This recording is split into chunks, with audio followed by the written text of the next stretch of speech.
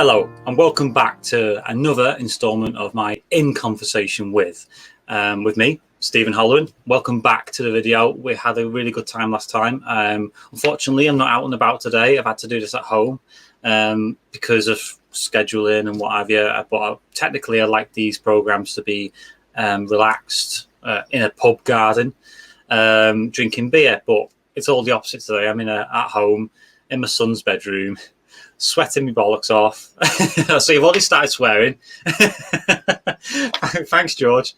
But yeah, I'm really excited about this guest I've got on today because it's someone who I met once at a lemon casting, and I really wanted to get back in touch with. But as things go, life just takes you in a different direction, and I've enjoyed watching his progress. He seems to have gotten a really, really good life going at the moment, and I really want to catch up and interview this bloke properly and do it properly. So what I'm going to do is I'm going to show you a small clip of George Jarvis in action. If you do like this content, this in particular content, please like the video so I know to make more, and I know it's popular. And also subscribe to the channel because I want people to be a part of this community. I want to grow this community of actors, creatives, and just connect, because at the moment life's pretty shitty, and I'd like to play my part in making it a bit better for people. So before we go any further, let's have a look at this video. Do you know why you've been brought here today, William? Yeah, I've been told. And you've been read your rights already? Yeah. You're quite happy with that? Yeah. You've waived your right to a solicitor? Yes, I have. Yes. So you're happy to talk to us? Yeah. Do you want to start from the beginning and tell us what actually happened to Christopher? I took him back to my apartment, had a couple of drinks, a few beers. Just beer? Yeah, just beer. Did you have sex with him, William? Yes. I don't like to talk about it. Well, unfortunately, I'm afraid you're going to have to talk about it because it's rather a serious crime. Come back to the apartment, a few drinks, then we went to bed. And in the morning you wake up and Christopher's dead? I was scared that in the morning that he'd leave. And I'm just sat there, side of the bed, just watching him sleep. Necktie. At the side of the bed. I wrapped it around his neck, started struggling and kicking. I just pulled it tighter until his body went limp. So what you're saying, William, is that you strangled him with the necktie? Yeah, I did. Was he dead? No. He was still breathing. He was gasping for air. You want to know about the others? Others? So now you're admitting to killing more than one person? And everybody, here he is. Please Hello. welcome Mr. George Jarvis, everyone. That's the round of applause. I tell you what, that was a long time ago, wasn't it? Oh, what was it, like 3 years? I have not a clue. It feels like centuries. It feels like 10 years, doesn't it? But welcome to the show. Thank you for joining me. Oh, thank you for having me. I've been so excited about this all week. I mean, oh, isn't that great? It's only little old me. I know, it's great. So how's life treating you currently? Let's get that out of the way first. How's things going for you? It's been quite a bit busy, really. A lot of changes in career path of what I wanted to do. Quite a lot, I'm sure. I've just seen some of them on Facebook and all the others. But now I'm doing something that I'm very confident in, and it's what I want to do going forward. Yeah, and we're obviously going to get into all that, because look what I've got right here. You've done some research. Only a little bit, only a teensy-weensy little bit. Right. This is like, this is your life. But not in depth, honestly. I'm not going to embarrass Oh. you. I don't know any circumferences or anything like that. But basically, it's best to be prepared, isn't it? Honestly, I was interviewing Deborah the other week, and I came out with a nickname that she forgot about. It was like Pebbles, I think her name was, from ages ago. And she was like, "Oh no!" Yeah. I watched it on. I watched it Sunday night, and it was when you said Pebbles, and her face was like, "How do you know that name?" I was like, "Brilliant." I don't think you've got any embarrassing stuff in per se. You've got a lot to get through, though. You're a very versatile young man, aren't you? I try my best. Try your best. You're doing. You're succeeding, sir. You're succeeding. But before we go any further, let's just cover a few basic details. Your name is George Jarvis. Yes. Anthony Jarvis. George Anthony Jarvis. That's your full name. It is, yeah.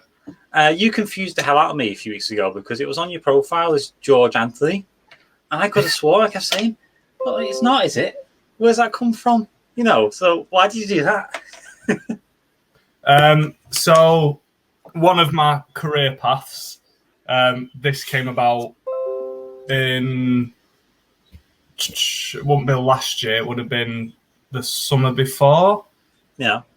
So the last proper summer before lockdowns and started in the new year, I was thinking about what I want to do because I just graduated from uni and I was looking at what to do next. So I had the brilliant idea of getting my PGCE qualification. So I went back to uni. I did a course of how to teach drama in secondary schools. And one of the conversations or the lectures we had, it was about safeguarding yourself. So they said the best thing to do is make it impossible for students to find you, because I didn't realize it was a big deal, but it was a lot of students like to try and find teachers on Facebook. So I figured I'd use my middle name, set everything to private, no one's going to find me. And I got lucky and I changed it back. I changed it back because I was like, I'm not doing teaching anymore. It's not for me. I'll be honest. I did the degree. I did some supply teaching. It was a nightmare. Well, what was it about teaching that you enjoyed, and what was it that you didn't enjoy so much? Was it the privacy issue, or was it the fact that it was just too restrictive?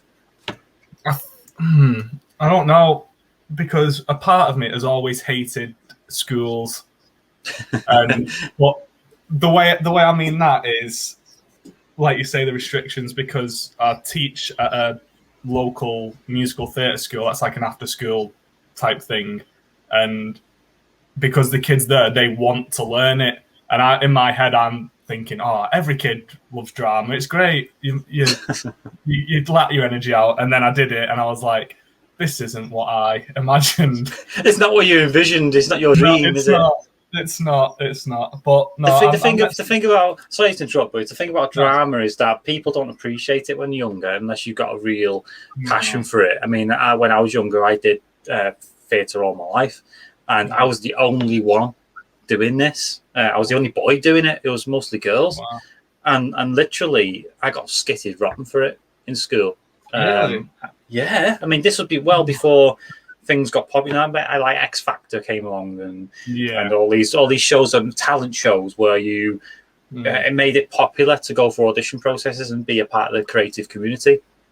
Yeah. And it was a tough slog, and I can understand that because kids just want to mess about in drama, don't they? They do, yeah. It was annoying as well because there was in every class, mainly most classes, there was always like 3 or 4 kids that really want to learn it, but because you're too busy disciplining the misbehaved ones, you're sort of dragging that away from them, and it was tough. It was very draining, like physically, mentally, because I was still working at because I work at the cinema now. I don't think I was there when I first met you. I think I was your job. And Cineworld's, because it's Cineworld you work at, isn't it? Yeah. And it's one of those jobs that it's sort of connected again to what you really want to do, because it's obviously cinema. You want to make films, but to be there to watch these films, I'm sure you get perks. Did you get to see screenings and stuff? Before COVID, we'd do staff showings. So but most of the time it was like old films, so we'd have a vote. Like Cat in the Hat was one show, one. Oh jeez. I don't know why. But so we'd have so if there was any big films coming out on Friday, like on a Friday, so I think we got to see Toy Story 4 early. There was Glass, and we did a staff showing for Avengers Endgame as well, like a midnight show. Oh, did you now? So, I think that's the busiest it's ever been since I've worked there, was Avengers. It was chaotic. That wasn't just a film, no. That was an event. I'm not a Marvel fan. I appreciate what they did, but I'm not a Marvel fan. I'm a DC fan, really. But which is quite ironic. I was about to say you're on Marvel and you're the DC one. It's my son's room. Leave me alone. Are you okay with me sharing your age? Yes. Are you sure? Yeah. That's Deborah, right? So you're born in the 13th of December, 97. I was, yes. This makes me sick. You know why? Because I remember that. I remember it. I'm that old. I remember what I was doing on that day. That's how old I am. And it's not fair. Why? What were you doing on that day, just out of curiosity? I'm kind of interested now. I was probably fiddling. I don't know. It's near Christmas. I didn't have a bedroom at the time. I was downstairs, probably, discovering girls in porn or whatever. But I don't know. I can't remember. I was only saying that to be facetious. But so basically, what education-wise, because the one thing that I've seen about you in my research, because I do research, is that you're so educated. Your brain must be like pulsating with knowledge. University educated at Manchester Metropolitan, University of Salford, theatre performance. Wow. Yeah. It's a lot. How was it? How was it? Did you enjoy university? I've actually got, hang on a sec, one of your proudest moments, if I can find it. Here we are. Can you see it? That was an amazing day. That was my Salford graduation. Yeah. What do you think of that? Seen it back? I've not watched it back since, I think it was a week after the graduation. We got our link to get the clip. Yeah. And then I've not watched it since, but looking back at it now. How did it feel to get up there on stage and pick up your diploma? Honestly, it was such, the day itself, there was nerves, there was excitement, there was joy, there was sadness, because in the real sense of it, the majority of people that you do study with, whether it's high school, college, university, you're all friends at the time, but as especially university, because all my friends live hour and a half away and they live miles away. Yeah. But that was sad thinking, you're not going to see these people every day who you've been rehearsing with from, say, 8 in the morning till 6 at night. You've been putting all these shows on together, all these projects. But then the sadness then turns into happiness because you're reliving it all and thinking they were great times. Yeah. It was a full day of emotion. I didn't throw my cap though, because the way it happened, we were all outside the Lowry and there was the photographer on the balcony saying right, everyone throw your caps. I was looking around and thinking, we've got to return all this. No way am I throwing mine. So I had it. I took it off. I used my wallet for a prop and I just went, yay. And your wallet? I used my wallet as a prop and I just went, yes. And just raised it in the air and waved it. Luckily, I got away with it. And I wasn't the only one. I never considered that, I mean, I'm assuming when you return it, you have to pay for any damages or any stains, or is that the case? I'm trying to remember. I don't think that was the case for us. We had to pay for rental, I think, and then give it back at the end, obviously. I assumed you got to keep at least the hat. I assumed you got to keep it. No, because this is what I was annoyed about. So my graduation was a day or 2 days after my girlfriend's graduation, and she went to UCLan, and she got to keep her cap. Her cap's still in her room now. And I was thinking, I'm going to get like a very significant cap, like a meaningful cap with a different coloured tassel on. And I got there and they were all like, yeah, you return it all once you're done. I was like, can I not keep it? Part of me was like, take it. And then the other part was like, no, you take it, you're buying it, and it's probably expensive. But yeah. The thing is, though, at least I think if it was mine, I would have really wanted it because it's significant. It's a symbolic look and feel of this hat.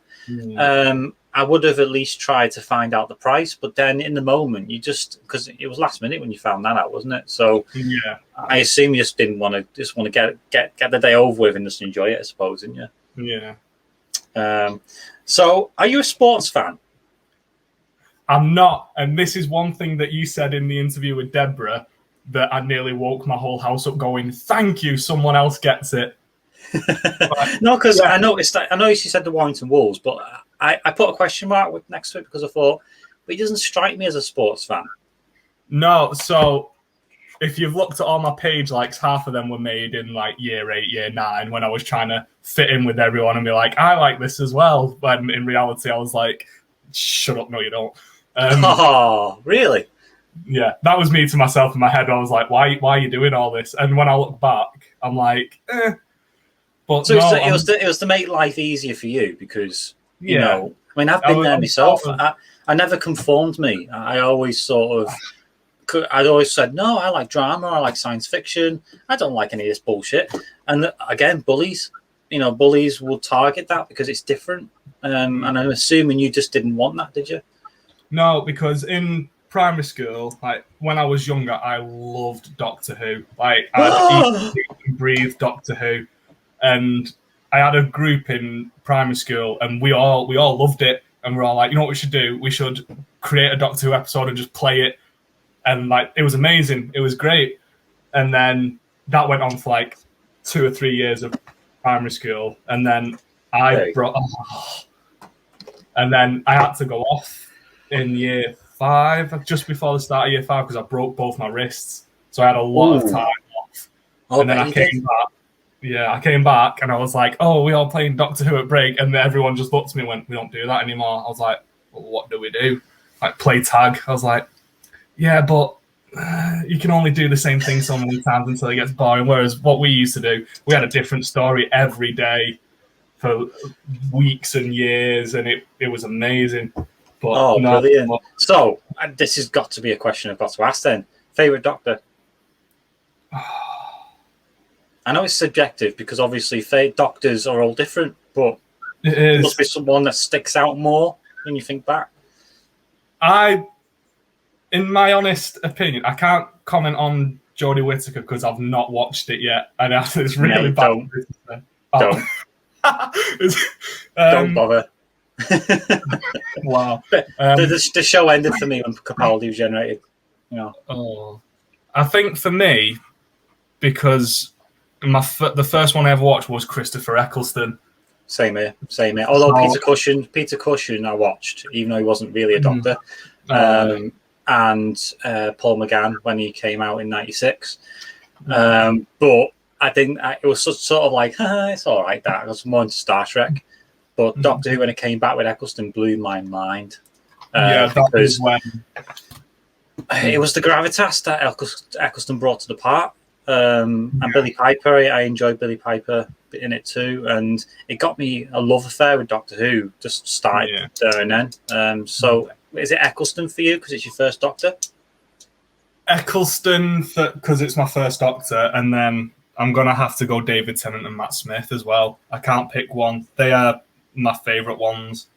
Yeah, I mean, people always cite David Tennant as the favourite, and believe me, he's a good favourite of mine because his stories were consistently good, and just the season wrapped up when he needed to wrap up. Yeah. But I tend to gravitate more towards Matt Smith and Capaldi. I tend to like Capaldi was born to play the Doctor. Yeah, he was a good Doctor. But the stories let him down, which was an absolute shame, because he could have been one of the best Doctors ever. Yeah, absolutely. But it started to go a bit weird with his tenure. So, yeah, it's a shame that. But I'm really pleased you said that, do you know? That's something we could meet up and talk about all the time. Absolutely. I'm going to have to brush up on my knowledge, though, because it's been a while. Now, based on what you say you liked and maybe didn't like, I put down Eminem. Do you like Eminem? I do. I really do. And I thought it was one of the things, like, when you're younger, like, Eminem's like this cool rapper. And then as you get older, you're like, right, he was a bit too far. But even now, like, his new music that he brought out, I was like, this is actually all right, because I listened to it and then my phone shuffled like a very old song.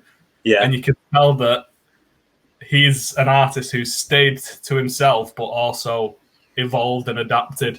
And it was one of them things. I just loved it. But I think the people on the streets, as I'm blaring it on my speakers down the car, stopping at a traffic light, when a very explicit line comes on, looking at me, I'm like, turn that down, forgot where I was for a second. Yeah, that happens with me though, but the opposite way. I'm listening to Eminem and it's like, you selfish bitch, and all this lot. And then suddenly the next song on shuffle will be, we are the cheeky girls, we are the cheeky... Like, shut up! Was it a moment? It's not mine, it's not mine. Yeah, it is.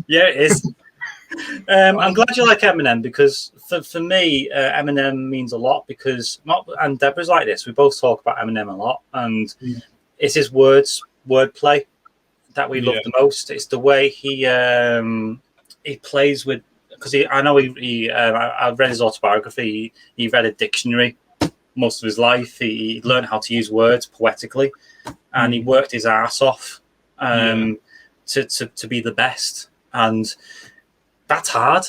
It's hard to get that sort of focus, isn't it? Yeah, it's one of them things. Like, I'll hold my hands up now. Me and Focus have a sort of love-hate relationship. So, especially when I was young, I was one of them people that's like, I'll get round to it. And then the time comes, I'm like, I didn't get round to it, did I? And then I'm left struggling. But as I've got older and realised that the world is a cruel and harsh place once you leave any sort of education, you need to kick yourself up the arse, basically, and be like, no, get out the mindset. No one's going to help you now. You're on your own. It's that thing of discerning between what, because people do help, but it depends on what angle they're helping you for. And I think learning that message is key, but also staying, like you just said about Eminem, staying true to your own sense of morality and not swaying to what public opinion does. Which is what most people tend to do now. And that's what Facebook and that promotes, sort of groupthink. And that's what I mean. Time management, time focus. It achieves all sorts, doesn't it? Yeah. If you've got a plan, things are so much easier. Like, no, if it's a plan for like your normal day-to-day routine, that becomes easier. Like work, especially if you've got a plan when you're working, your time flies by, because there's a lot of people I work with that are like, oh, the day's going so slow. I was like, do something then. Because you'll find that if you do something, you'll look at your watch and be like, oh, it's home time now. And you'll be like, it's easy. It's not hard.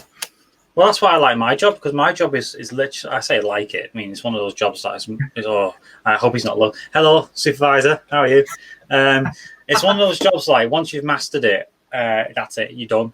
But I've been there 5 years and it's monotonous. It becomes monotonous. So I like a job where you can sort of, there's a challenge involved and it goes somewhere. I need to leave, to be honest with you. Is any jobs going in your Cineworld? We'll be in a few months, maybe. We've got quite a few leaving for university. How's lockdown been for you? because you seem to be the sort of person who, I mean, I wrote this down. You travel a lot. You're constantly traveling. You constantly want to be somewhere. You got like 5 billion jobs on you. And I'm like, do you ever stop? Yeah, while my Facebook profile looks quite a busy life, I got on all right. The first lockdown, I got on fine. I was perfect. The only problem with the first lockdown is it was the day of the announcement saying we're going into lockdown. Oh, you must stay at home. You must stay at home. Yeah. I won't be. I'm fucking off.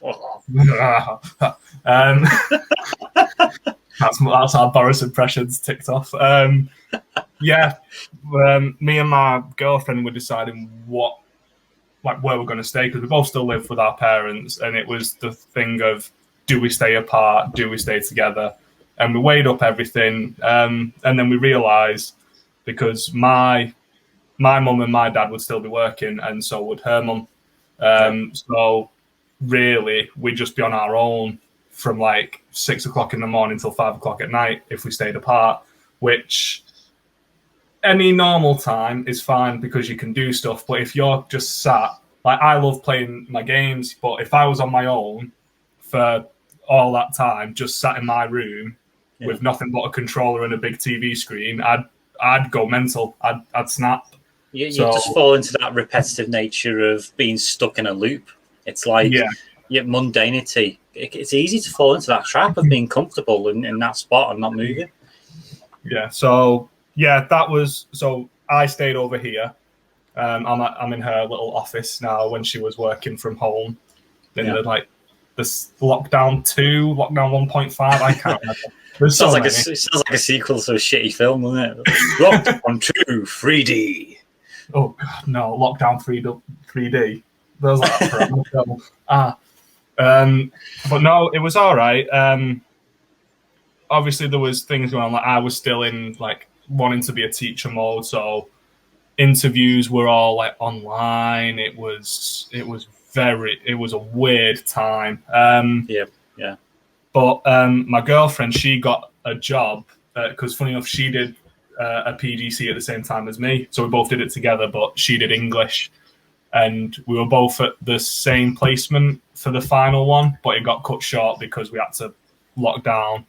And then she got offered a job there. So she's currently at work now, teaching all the lovely high school children that are very polite and never swear. Of course they are. Of course. Because children are angels, if you ask anyone. Oh, give them the choice to do anything they like. They know what they want.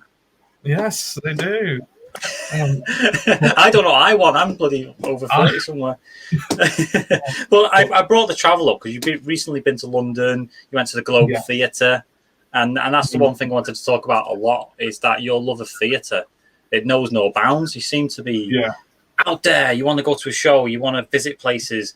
And what does theatre mean to you as someone who wants to be in the creative industry? Is it the biggest thing for you? Because I know you like TV and you like to act on TV, but theatre seems a big thing to you. Yeah, so as I've got older, I've fell more in love with like film and TV. But from like year 5, this group came in, these 2 women, they had their own, or they were using like a cadet building as a dance studio when it was like free. And they came to our primary school, and I wanted to like stay behind and do it because I thought, I'll give it a try. I don't know, it might be good. And we did one session with them, and they wanted me to join their actual club. So I joined them, and they were all like theatres, like performing in theatre shows, and it was it was amazing. I loved it. I did so much different things, like so many different parts. Just describe a part that you played. What was the most stuck out? I don't know which I'd class as my first. My first ever performance role was in an abridged version of Macbeth, and I played Macbeth. No, really? I haven't even done that. My favourite one, though. Actually, no, this one is my favourite. I did Mr. I always get his name wrong. It was Charlie in the Chocolate Factory. It was Mr. Is it Slug? Mr. Slughorn or Slugworth? Slugworth, isn't it? I think it's Slugworth. It sounds more like it to me. Yeah, Slugworth. But my favourite one was Bill Sykes in Oliver. Ah, brilliant. Yeah, good choice. It was amazing. I love doing that. And what's the character? What sort of? I mean, obviously we're playing Bill Sykes. He's a tough guy, isn't he? Yeah. And he's quite sinister too at times. Did you enjoy the darker nature of his character? Is that what you enjoyed the most about him? I'd like to say yeah, but as I'm saying that it's my favourite character, I was in year 6, so I was like, I get to push everyone around, look at me. So it was superficial. It wasn't like digging deep to a core or anything like that. It's just, I get to fuck people up. But yeah, as time went on, I did notice that I sort of had a type cast, and it was like the bad one, like the villain, the evil one. But yeah, then I get that as well now. I started with lemon casting because I actually got one of their. My mum got me an acting class for him for my birthday. Yeah, so that was lemon casting. Yeah, yeah. And the first time I turned up, it was like an intermediate one, and I thought it was a beginner course. I was like, they went, "How did you find this?" I was like, "My mum got it me for my birthday." I was only like 16, 17. I was like, "What's going on?"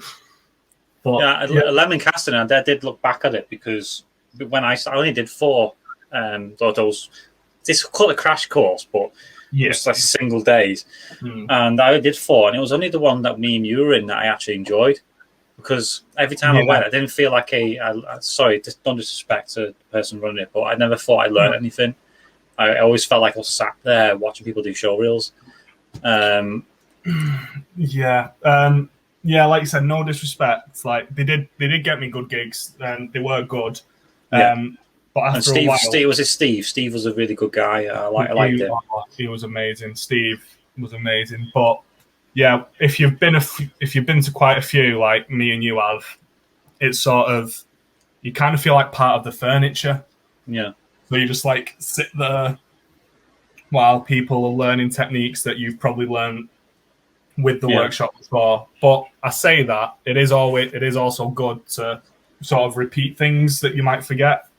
Because if I went to one and I learned one thing and I stuck with that and I forgot the rest, and then I went to another one and I was like, okay, I've learned this, but now I can learn this. So I was able I get that, but I tend to see it more as, well, you do lemon casting and then you move on to Act Up North or one of these other big people. I did Act Up North as well. Did you? How was that? Because I did pass the audition for that, but I never actually approached it because the payment plan was a bit off at the time, and I just couldn't afford it. Oh God, I don't know how to say this without sounding like an arsehole. Oh, go on. It was very. If you were new, it was made known. You were just like, you're new. Like everything was, you're new. As far as I know, it's changed since I went. When did you go? I was in my second year of uni, so that would have been. I'm old now, 23. I would have been about 19, 20. Right. When did I audition? I think I auditioned for that in 2018. And it was it? Yeah, it was 2018, 2019, because it was in Liverpool. And I did the audition, got the thing, and then he went, oh, here's the schedule. And I was like, well, half of it's got, because I'm away in Florida, and the other half is the payment plan. The payment plan was so awkward to fit in. You wanted lump sums of this and that. And I never got the impression that they were like, I thought everyone in the class was new at the same time. I didn't think it was it was very clear straight away when I got there, and everyone was like, oh, yeah, all right, how have you been? I was like, I'm the only one here that doesn't know any of these people in the room. But it's sort of the class I was in. Again, I'm speaking from my experience. So if anyone from Act Up North is watching and is ready to come at me, please don't, because this is my experience. I'm sure it's changed. Because you're entitled to your opinion. I know, but I looked, and it seems to have changed, so it's probably better now. But when I went, I just felt like it was very cliquey. And well, you get that a lot though. It's not just out up north. There's quite a few I've been to that I'm not going to name names, but you always feel, because I'm working class, and I'm guessing you are, and this is what Eccleston was trying to say, is that thing of middle class university types who do this a lot. When you're working class and you're the only working class actor in there, you feel it. You feel that you're not. They're not. It's not really geared towards you. It's geared towards them, because they're the future soaps, or they're the future of that. And I'm a working class actor doing this in his spare time, and you can really feel that you're lagging behind slightly. But that's just me. Yeah. Like I get where you're coming from, but the clicks there, it was like the mentality, like they thought they were God's gift. And I felt that. Yeah, the people who think they're God's gift, and the people who are like yourself, and you're like, yeah, we're all right, we get on.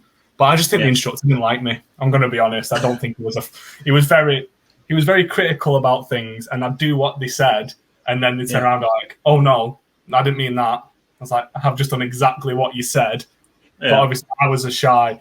For someone who's done a lot of performance from a young age, I am a very quiet, shy person, or I was. That's actually quite common with people like me and you in this field. We tend to sort of introvert everything, and then suddenly we let loose when we're creating, and that's sort of like cliche-ish, but it's the way things are. That's why people come across as bland if they're not really creative. You know, when they're on soaps or they're there, they've got the look, but they're not actually digging deep enough to explore themselves or the character.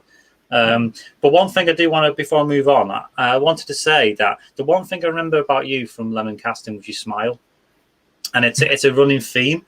I'm not coming on to you or anything, but it's that thing of, I remembered that you were nice, well spoken, and you smiled. And it's rare for blokes to be like that. They're always like, and then I looked through your photographs from the other day, from like Facebook and that. Every single photograph you're in, you're smiling. And I thought, this guy, he's just loving what he's doing, and he's not afraid to show it. Is that fair? Are you just a happy person? Yeah. I get this quite a lot about being like well spoken, and I think, well, my mum thinks, and she likes to believe, it's all down to her, and I will second that. I'll second that motion and say aye. So it was growing up, it was mainly me and my mum. So she raised me to be a polite young gentleman, and she says I do her proud every day, and I like to think I am. So I got the smile from her. I got everything I need from her. So. Well, again, it's that thing, parent. If my son turns out anything like you or anyone, or even me, to be fair, because I'm nice too. You are. I'd be extremely proud, because all I want is to raise someone who's not a tearaway, and that's basically it. By the way, I'm assuming that because I know you've been with your girlfriend. Is it since 2018? Is that right? 2 years and 7 months. This will be the 8th month in a few days. Who's counting? But I just think, and she's very beautiful. I hope you don't mind me saying that. And you've both seemed so happy together, and I'm happy for you that you've found someone you really connect with, and you both seem very similar too. You seem to be going down a similar. Is that wrong? We're very, because I'm sure she won't mind me saying this, because she knows I love her. When we first met, we met at work. We met when I joined the cinema. Right. And I keep looking over here because I've got there's a picture of us both together that one of her friends did for our graduation gift, and I'll try and show it in a minute. But no, she was one of them people, like. And she said it multiple times since then. She used to love like getting a reaction from me, but provoking you.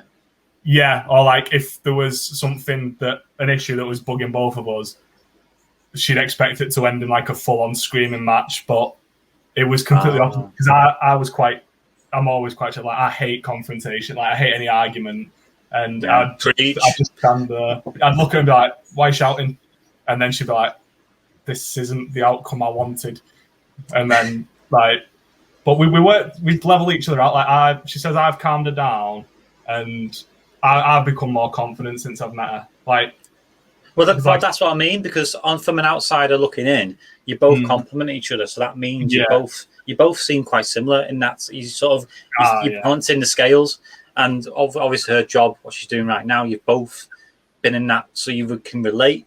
And I think the thing is, my wife, we're both the same. I hate confrontation. I don't. When my missus hates the fact that I'm not emotional when it comes to confrontation. If she's like arguing with me, trying to argue with me, I'll just sit there and go, right. So how do we solve it? What do you want to do? Oh, I hate the way you do that. I was like, do what? You know why? Because I watch Star Trek, and Star Trek's very like diplomacy, and I always tend to look at everything through that logic, So I can relate to that for sure. But let's move on because we're going off on tangents here. We are. But that's fine. That's a conversation. So Raptor Productions. Yes. Because I really want to. Where's your hoodie gone? I took it off because I've had to shut the blind, and it's absolutely boiling. So imagine what it's like. It's like hell. But hey, so you founded this production company with Jamie Shaw and is it Ainsley J. Sheridan? Ainsley J. Sheridan and Jamie Shaw. I don't know if they like to shorten that because it's quite a mouthful. Yeah, Ainsley Sheridan's fine. Yeah. So tell me about how that came along, because primarily you're an actor, really. So what promoted this idea to come along? Well, fun bit of context for this story. In the first lockdown, I also set up a gaming YouTube channel. No. What's that? It's terrible. It's terrible. Oh, come on. It can't be that bad. It was called... write this down. Is it still active? It actually is, yeah. It's still active. I want to see this. Go on, say it. Oh, it's called Jarvis Does Games. Oh, does he now? He does. I think the last video I did... Untitled. Oh. Yeah, looking back, it was very bad. It was Jarvis. bad. You should have put Jarvis on the game. That's yeah. Oh, it was... Looking back, it was a pile of shit. What were you trying to do on that? Was it just were you live streaming it? No, I was literally just recording. Like, I'd record like a few episodes a day of me just playing a game. Yeah. And then I'd edit it, but because my editing skills only limit me to being able to work the editing app on a PlayStation, so that was PlayStation. Yeah, on PlayStation. That was as far as I could get using the Share Factory, which was amazing for me because it was like, cut that bit, put a fade on it, sorted, stick it up there. Bob it up. Yeah, but Jamie Shaw, who's with my company, he worked at the cinema as well. And he was like close friends with Nat. And he does his own, he's a graphic designer. Like from self-taught. He did college, but then he did videography. He does weddings now as well. Tough gig. Great. Yeah, he's been busy all weekend. So since when is it? We did one section of the short film, and then he was like, "Right, I'm not free till September now." I think this was the beginning of July that we did it. And he was like, "Right, I'll see you all in September if it's not done by then." I was like, but. I understand he's got his own company and he's got a full-time job as well, so it's something he needs to focus on. But he did all my graphic design for me. He did an intro for me for my YouTube.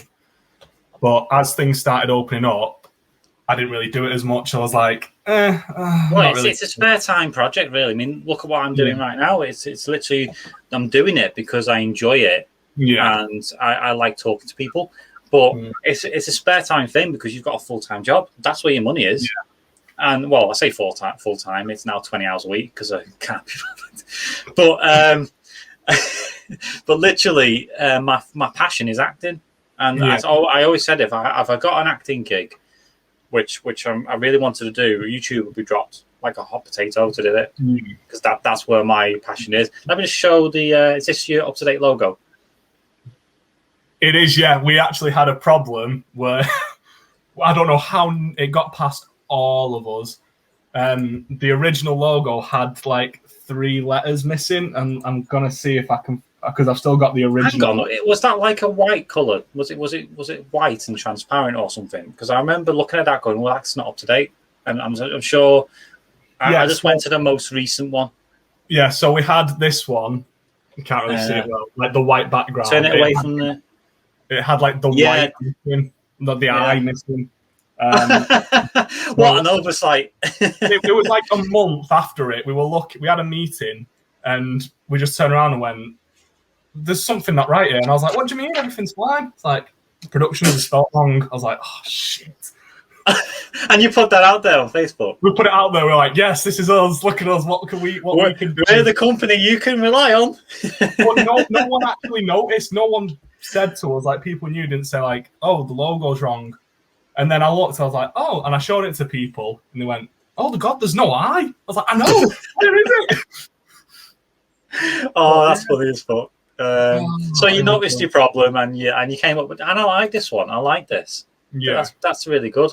And the one thing I like about it, because again, raptors. I was obsessed with raptors when I was a kid. I used to play act raptors in the playground, like around the playground.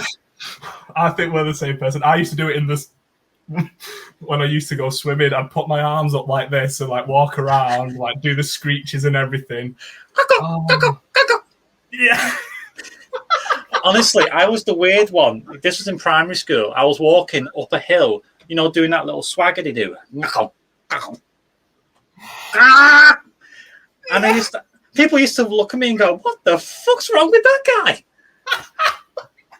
Because I wasn't normal. I didn't like football, anything like that. I'm just playing dinosaurs on my own. Exactly the same. And basically, this is to the audience. I didn't know anything about this about George. I'm just, that's funny as fuck.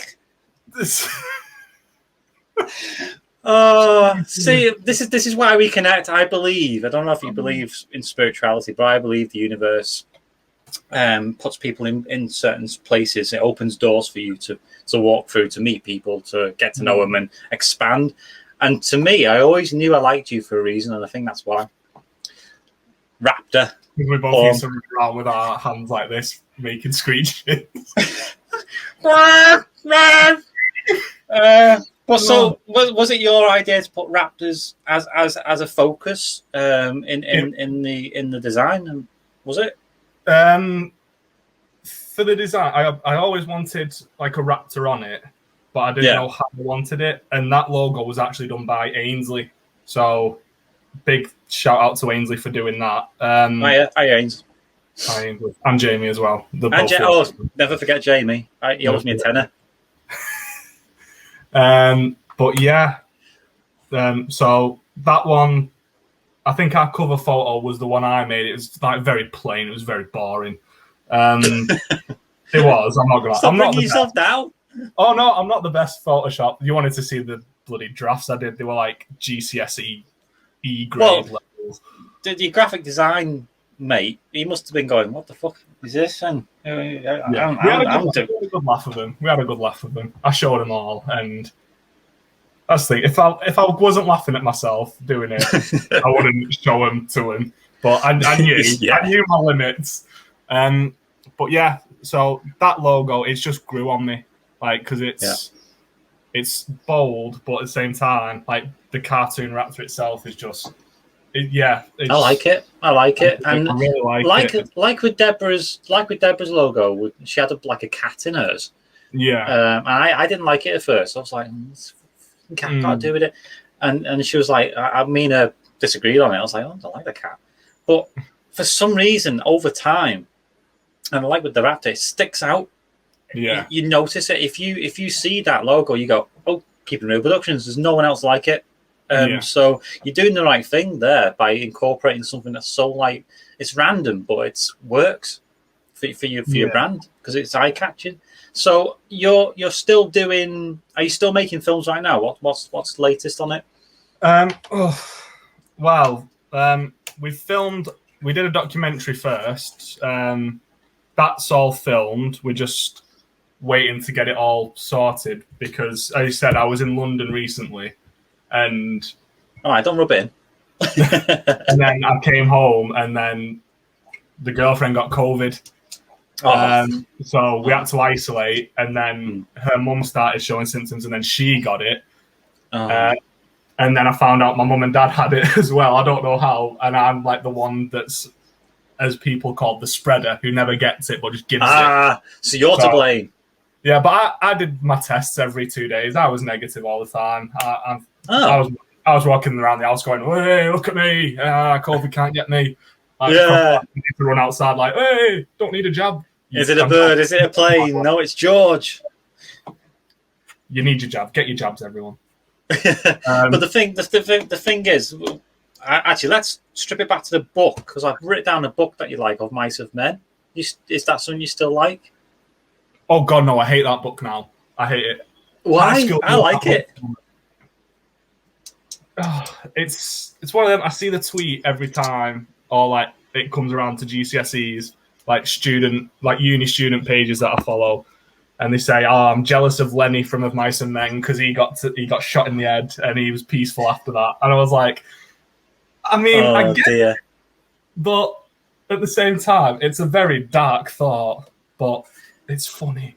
It's one of those, again, it's when you do something too often. When it comes to a book like that, when its association now is with that moment in your life rather than the text. For me, I've had enough time to sort of reflect on the book now and go, I really like that book and what it's trying to say and the darkness of it. And I do really appreciate the text now. But at the time, I was like, oh, for God, why are we talking about this again? It's like if I hear another thing about Curly's wife, I think I'm gonna throw myself off buildings. I just can't.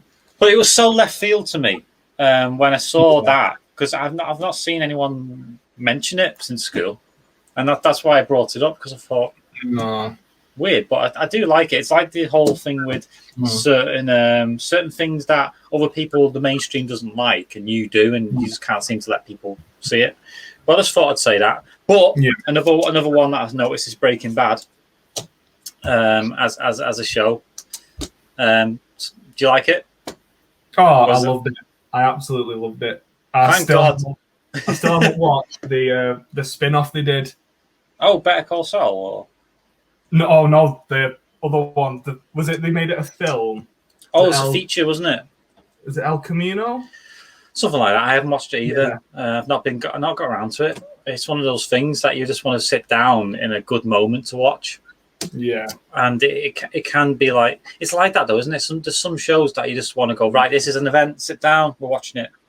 But with kids, not so much. No. So I'm really glad you like Breaking Bad because it's not another one of those shows that, as an actor, you can see every decision they made to make it so much better than a normal show. So I like that. I really like that. So as for not just Raptor Productions, but what are you doing right now in the acting world? Is your sole focus now on making your own content, or do you still want to act in other people's and audition and stuff? I think with anyone that's setting up like a company or a business, your main focus is going to be the business or the company. But for me, I would love to be in other people's productions. Like every time Deborah comes out of one, I'm like especially I'm trying to think. Is it Divergence and Divergence? Yeah, you got Divergence. That's not happened yet. It's still in the process, but it's Blood's Thicker. It's Blood's Thicker. That's next. You'll love that. You'll absolutely love that. I fell in love with the concept and the script, and even though I love it, I don't want to be in it. I just want to watch it. Well, it's one of those things.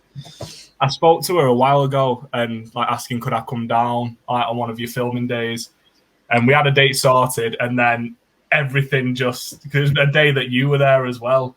Oh, what? And then she turned around and said that like the schedule's changed because of like weather and people's availabilities changed. I was like, no. Why didn't you get in touch with me? I would have been, because there's plenty of times when me and Deborah get together. I was there the other week, and literally we were talking about you and going, we have to have a reunion. Oh no, that was last time we did that. We did an interview at the pub, and you came up and was like, we've got to get him.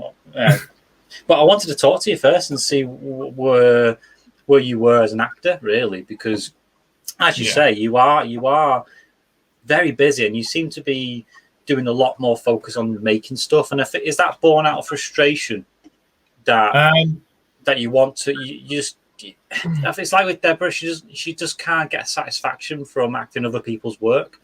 It seems to be more in creating it instead. What's your thoughts?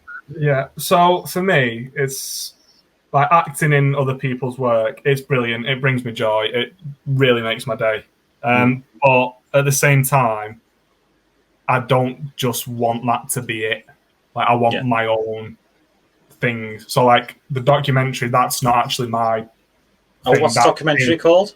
The documentary is called The Age of Escorting. That's by Ainsley. And then the short film is mine. So that's like my baby in a way. Is that We Are Alive or is that something else? We Are Alive, yeah. Yeah, I did that. I did put the poster up, but it's not here for some reason. I might superimpose it later. But yeah, that's like my first thing I've ever written, and I'm getting it filmed, and we're gonna show it. And yeah, I'm happy with the cast. Like, we went through we did Zoom auditions. That was but that was fun, wasn't it? Seeing the other side of the camera, you know. But the cast, I'm happy with it. I'm not saying that because I'm in it. I'm like, yeah, I'm in it as well. Like, look at what. Oh, it's so much better now. I wrote it, I directed it, I'm starring in it. Wait. But no, I think it's very good. Like, I'm happy with it because I love like horror. Like recently, I've gotten into my horror, and you were talking about this in your interview as well with Deborah. I was like, I'm gonna have nothing to say in this interview, but horror. No, it's really subjective, isn't it? So what's your thing? What's the best horror film for you? I don't know, because I like the films and I like the TV shows. So, for example, like this film I'm doing, it takes a lot of inspiration from things like The Walking Dead. What else? Like any like apocalypse games. So is it dystopian futures that inspire you? Yeah, but it's so like, because what a lot of people didn't like about The Walking Dead is that the action died down and it just focused on the survivors. But for me, that's one of the key elements of anything, especially like The Walking Dead, that's so long running, because you need to establish characters in order for you to feel something for them later down the line. Because if you just throw everyone in and then everyone dies, you're like, didn't feel anything for them. Well, there's no satisfaction in that, is there really? Because you leave the experience going, you know. Yeah. But, so what was it about the horror? I mean, because you said, I'm not going to have anything to talk about. I mean, I can't quite remember the conversation me and Deborah had, but I know it was along the lines of, we want to make stuff that means something in the text rather than just that was it, wasn't it? So for me, a horror, what gets me most about a horror is the build-up to things. So I don't know if you've watched it. Recently, I went to watch The Night House. The Lighthouse? Not Night House. I don't know if you've seen any trailers for it or anything. No. It wasn't a well-marketed film, but my God, it is one of the best horror films I've seen all year. It was... Who's in it? It is. I think it's Rebecca Hall, I think. But there's I'd say hardly any... It doesn't really rely on special effects heavily. Which is good. It's only like little bits here and there. It was like the Invisible Man did that recently. It was a year ago, where it was like barely any CGI. It's just practical movements here and there, and it's the suspense. And I'm guessing you like suspense. I do. Yeah, one thing I like, but it's very like hit and miss, is found footage horror, like the Blair Witch, the original one. I love that. Oh, was there a new one? They did like a remake a few years ago, and it's but that's rubbish, isn't it? like, yeah, it's meant to be like the girl in the original, like her sister or brother or something. I can't remember, but yeah. So things like that are suspenseful, and I quite like good old-fashioned ghost. Well, not old-fashioned ghost stories, like, but just like local town like stories about like this town has something, and like because our town, well, where I live, supposedly has a ghost. We have the White Lady of Willow Lake. Oh, we're not going anywhere near there. A few people have seen her apparently, but I don't know. Have you not gone? Would you like to go on a ghost experience? Like go into a asylum at night time, pitch black? I would, but I need about 20 people with me and full high beam floodlights around the whole building, which means I wouldn't see a ghost, but I just walk around and be like, "Yep, I've done it." There's one in Liverpool that I was talking to. There's another guy. I'm going to ask him if he wants to do an interview because he's another fascinating character. I did a show reel with him a couple of years ago, and he told me that there's an old hospital in Liverpool where you can go and have a walk around, and it's still got all its little things, all its surgical stuff, and I'm like, yes, please, I'd love to do that. It film me at it with a GoPro, and it'd be fucking TV gold. If you want to go, mate, I'll go. The thing is, I love horror, but it scares the shit out of me. But like, I'm thinking of all these ideas, and I'm like, this is great. And in the back of my hand's like, you can't watch this, you'll cry. And I'm like, I know, but it's going to be good. Well, my daughter, she's obsessed with horror. Obsessed. She loves Chucky. She loves anything where blood and guts. And I'm not that. I tend to shy away from blood and guts. As long as the story is good and it makes me feel something, I like it. Like Poltergeist, the original Poltergeist, or the what's the other one I like now? There's the few and far between. I'm not a big fan of like that. You know, there's some things like the first Saw film, which are okay, but again, if it relies on gore to sell it, I'm not bothered. No, that's the thing. I'm the same as you, and like Deborah said about cheesy horror films, like if it's not meant to be cheesy and it is cheesy, then you've lost it. But if it is like a horror comedy, like some of them have been brilliant recently. But yeah, it's like the stories. So I think it was Insidious, the first one, that scared the crap out of me. Yes, I think I remember that. Yeah. And then as they got on, the story sort of became more developed, and I was like, right, okay, there's a story, so I'm not just sitting here for an hour and a half having like every sort of reaction to a film. Yeah. And The Conjuring, I loved The Conjurings. I didn't think I would, but so are you someone who would like to go to like a horror night in a scary house and get followed? And I know you say you don't like it, but there's an element of fascination there for you, isn't there? There's something about it. Yeah. Like I'll jump, I'll cry, I'll do whatever, I'll scream, I'll cry at anything that makes me jump. But I love it at the same time because even though it's not real, or well, some things say they're real and they're not. But it's, for me, like even not just horror, but with anything, I love the escapism of film. Yeah. So all films, not just horror, but if you expand it outwards, the escapism. I mean, we were talking about Doctor Who before.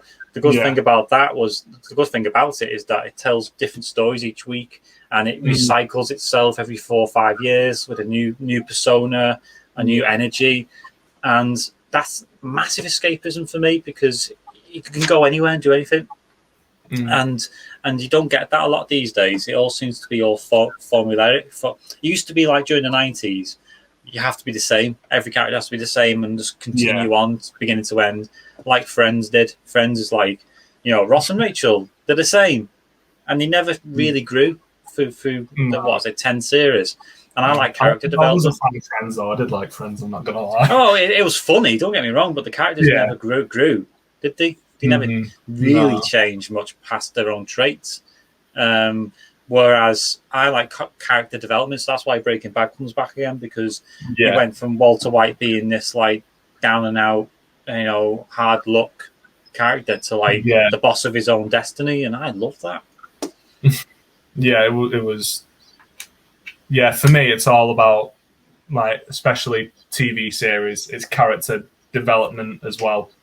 Yeah. So it's because, especially with short films, you don't have a lot of time to establish everyone, and that's my only pet peeve about short films. But if you wanted to expand them all, you have to like make it massive, and the time and money, especially like short films, like anyone starting out doing short film that's not well off, money is a big issue. Like whether you just like for my short film, I did travel expenses, and that wasn't too bad, but it's still a cost, though, isn't it? It's still a cost. Like, I mean, this is what me and Deborah went through recently with Safe from Harm. When she first developed her brand, her film, she paid everyone for that. She paid every single person for that, and she worked her ass off to make sure everyone was paid the right cost plus travel expenses, and it cost her a fortune. And she, even though it turned out all right, there's things that she wouldn't do again. And I don't think she's gonna. I think she's learned a lot from experience. If you get me, because like you say, working class people have to provide their own funds. They do, and time and energy, and you've got to get it right first time, and it's a learning curve that you can't afford to miss out on. Really, you can't just make it up. No, it's a lot of hard work. Before we go, I just want to ask you about your writing, because obviously you are a writer, you do write, and it's a skill that unfortunately I only go so far with before I can't do it. Basically, I tend to come out with sort of like this is a great concept. Let's talk the basics about this outline, synopsis, and that's as far as I go, because I'm an actor. That's what I need to do. So tell me about your writing, and has that always been the case for you growing up? Did you write when you were a kid? No, it came about in uni actually, because apparently I hadn't picked enough options for my second year, so they said you need to pick one of these or you're not going to have enough like points at the end to go to third year. I was like, what are my options? And they said stand up or script writing, and I was looking at them both. I was like, stand up, I mean, as in comedy? Yeah, like stand up comedy. And I was thinking like, no, I couldn't. Like for me, like doing a set and then no one just laughing, I'm like, I'll go behind the scenes and do the script writing. And while it was a taught lesson, it was around the time like all the unis were going on strike, because I can't remember what the problem was. It was something to do with pay, and people were advised by tutors that if you commute, the best thing to do is just stay at home and do your work, because 9 times up, because for me, especially the time I'd be there, the traffic, it'd take me an hour or 45 minutes, and it was only in Salford, and I'd get there. If I'm wasting all this time getting up at 6 a.m. and getting there, and they're like, oh no, the tutor's not in, they're on strike, I'm like, great. And I'll just cry into my petrol and hope it fills up. Well, at least you can drive. Imagine what it'd been like for me. Oh God, getting the bloody train. That's why I'm learning to drive now, because it was such a bad experience going down south the other week. I was like, I've got to learn to fucking drive. Yeah, but no. So I did the script writing course, and we had to submit how long was it? Like a 30-page script for our final thing. But obviously, I joined late, and all the strikes, I literally only had like 2 weeks to do it, or 3 weeks. So I was like, shit. So I was like every night, till like 3 o'clock in the morning, just making sure everything was perfect.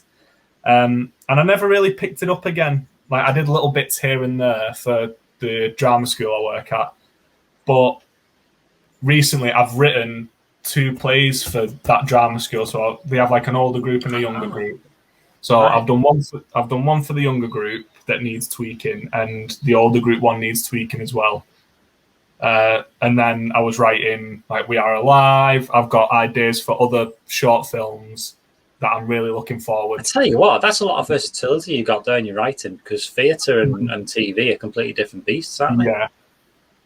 I've noticed, like, mainly more in my theatre scripts, that the directions are very detailed. Because one thing for me is, like, reading scripts that aren't detailed, I'm like, but if you want it a certain way, no matter where it's performed, make it known. Because at the end of the day, it's your thing that they're performing. So if you want something a certain way, you get it. You say, this is what I want.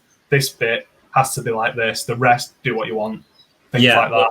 This is the frustration sometimes with some scripts, and this is why I like Deborah's scripts, because she doesn't over egg it when it comes to direction and stage presences and what have you, but she also lets you be flexible, and also she paints a good picture of where she wants this story to go. So you've got a lot to work with without being too restrictive, and it sounds to me like you've got that similar tone in your script. Yeah. So with the short film, or with any of my writings, first off, my problem is getting it started. Like, starting it is hard. It's like getting over that first ledge, isn't it? Yeah. Once I'm over that, I'm fine. Like with the short film scripts, I think I did the first one, like the very starting scene, and then I did like half the film in the day. I was like, right, wow. I need to break, because if I'm on a roll, I'm on a roll. Yeah. But with all my scenes, it's just like, I know how I want the start and the end to look, and then in between that, so all the dialogue, I sort of give the actors free range. I'll suggest stuff. I said, try that. If it doesn't work, we'll go back. We'll do this. That was kind of how it was when we filmed some of the scenes. So I'd walk them through it. I'd say this, and this, and then I'd let them do it. And then I'd leave it. I'd be like, is everyone okay? Because the way I've chosen the cast, I've been very, like, I've made sure that these people know what they're doing and are also very professional about what they do. And that's tough, though, isn't it? It's not as easy as you making it sound, because you might have a gut feeling about someone, but they might turn out long term to be not quite what you expected. Mm-hmm. The one thing I found out most when we did the auditions was those who were just relatively, like, polite and chatty. So, like yourself, you're very polite, you're a very, like, nice person, you like to make conversation. Actually, cool. Right, I'm out. No, I'm joking. But no, they were the ones who we ended up casting. And when we actually met them and we did the read-throughs, they were the ones who were putting all the energy into it. And it was over like Microsoft Teams. And I was just sat here watching it, like, I could see it all in my head. And I was like, I know I'm not going to have any problems. Oh, right. So you can really visualize what you want to achieve. Just staring in it, it becomes easier to write. Yeah. Yeah. So, okay. Especially because the next one I'm trying to start. I'm not started writing it yet because it's a weird one, and I'm gonna have to do a lot of digging, because with this one, I'll be honest, the We Are Alive, if it's the end of the world, you can do what you want. You don't have to, like, look into, like, certain, like, aspects of making sure everything's, like, done correctly. So I've been a bit lazy there. I've done a little cheat there, like, just to get something out of the way. Never reveal your tricks. You're a magician. Don't reveal your tricks. Oh, no. But no, the next one I want to do, it's going to be a lot of work, and it's very, like, it's supernatural horror. Like, if I can get this, the main thing I want from it is the tension. Yeah, and I agree. That's all that matters to me. So you know, what sort of tension? Obviously, you're going to drag. It's like foreplay. You're going to drag out that Yeah. And just a little bit more, and that and it's hard to do that when you're filming, isn't it? To create that consistency with the tension. Yeah, it's really hard. But I've been talking about Ainsley and Jamie so much about what they've been doing. I forgot to mention our third, would it be third or fourth? It'd be fourth member, because if I count myself, we have a guy called Josh. Josh what? No, Josh. Josh Smith. Josh Smith. I nearly said my mate's surname then. But if Josh Smith watches it, hello. Hi. Is he like the fourth Beatle? Yeah. So he reached out to us and wanted to join, and I said for his trial interview, when we get back up and running, he's going to direct the last few scenes that we've got, and he said he knows how he wants the tension to build up in them. So when we get filming again, which is hopefully soon, he's going to do that. But yeah, he's a great lad. He's very eager. He's part of the National Youth Film Academy. So he's got that title under his. So he's young. He's young as well. Then he's quite a young lad. Yeah, I think he's just finished college. Yeah. So I've wasted my life, George. You've not, honestly. You've not. But you know what, mate? It's nearly an hour and 20 minutes we've been speaking. I know. I just looked at the time in the car. I'm like, wow. And I'm like, I could talk for another hour. It's like it happened with Deborah as well. It's like, how the fuck? But if you're willing to, 3 years of catching up to do, haven't we? We have, especially now I know you like Doctor Who. We've got so much to talk about. But when you're not that far either, which is what makes today frustrating, because if I had the time, I could have gone and seen you. You know what I mean? And filmed it in person, because I like to be in the same room with people when I'm talking like this. But I think the interview's gone really well. Have you enjoyed yourself? Oh, I've loved it. I've loved this. This is so those nerves have sort of gone. I'm so happy. Yeah. It's been an absolute pleasure to finally reconnect to you, and believe me, it won't be that long until we connect properly in person. Just have a drink together. I don't know if you drink or anything. I don't know if you know this, but I like some Heineken now and again. So if you do want a drink, I'm perfectly happy to buy around it. I must say, I'm a whiskey. Oh, well, of course you are. Every time I say I drink Heineken, everyone goes, "Well, I like this," and it's like the most sophisticated drink. I'm so common, aren't I?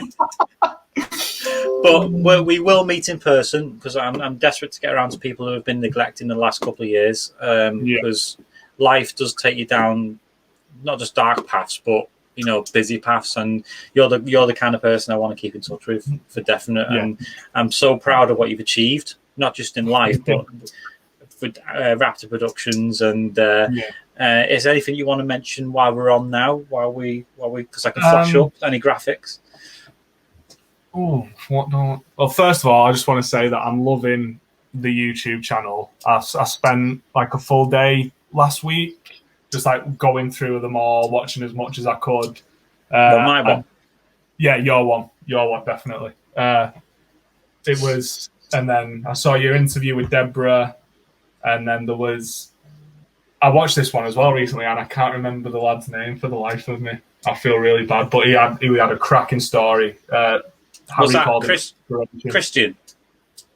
Was it Christian? I think Christian. Was I sat in the room with him? And you Harry was, yeah, that's Christian. Yeah, Christian. Yeah, listening to his stories. I need to do a part 2 with him as well, because the problem with these interviews, right, is once you get a flow and you start digging a little bit tiny deeper, you go, oh my God, there's a wealth of stuff we can talk about here. So much more to look at, yeah. And you're the same. I'm feeling like I've barely spoke to you about anything. So we need to do a part 2. We need to do a part 2 again. More fucking work to do. Why can I have a boring life? Oh, no, but no, I'm loving the YouTube channel. Just keep it up. Thank you. If anyone wants to see what we're doing, because I have been quiet on all social medias, mainly because I don't like them. I don't like social media. To be honest, mate, I'm the same. But to do this, to promote yourself, you need to be on it. Yeah. But then it's like the more you're on it, the more you get dragged back in to the depression mode. The one thing I don't touch is Twitter. I won't. For me, I call it toxic Twitter. No, I'm never on that. Literally, it's on automatic. When I share something on Instagram or Facebook, it just shoots straight to Twitter and I leave it alone. I don't interact. No. It's a good advertising tool when you hashtag everything and that, but you can't spend your time looking at it because it'll just drag you in. No, not Twitter. No. Anything you want to mention? Yeah. Just if you want to follow our pages, our Facebook one is Raptor Productions. Let me double check and then our Instagram is Raptor Productions UK, and our YouTube, which is not up and running yet, but it will be very soon, hopefully. Fingers crossed. Are you handling that? Just Raptor. Yeah, I am handling, and I'm doing everything because my job's more flexible, whereas Jamie and Ainsley are like 9 to 5, get this done after work, do all this, and I'm just there like, I might be working today, I might not be, we never know. Oh, you're so like me. You're so like me. You're like, I'm in work then, and then I'm off. I'm off doing all sorts. Because I'm doing a live show tomorrow. I don't know when I'm posting this on Sunday, so it'd be before. I'm interviewing someone tomorrow as well. That'll be live. It's not an in conversation with. It's more of a hi. How are you? What are you up to? So you're more than welcome anytime you want to go on a live show. You're more than welcome to pop in anytime you want.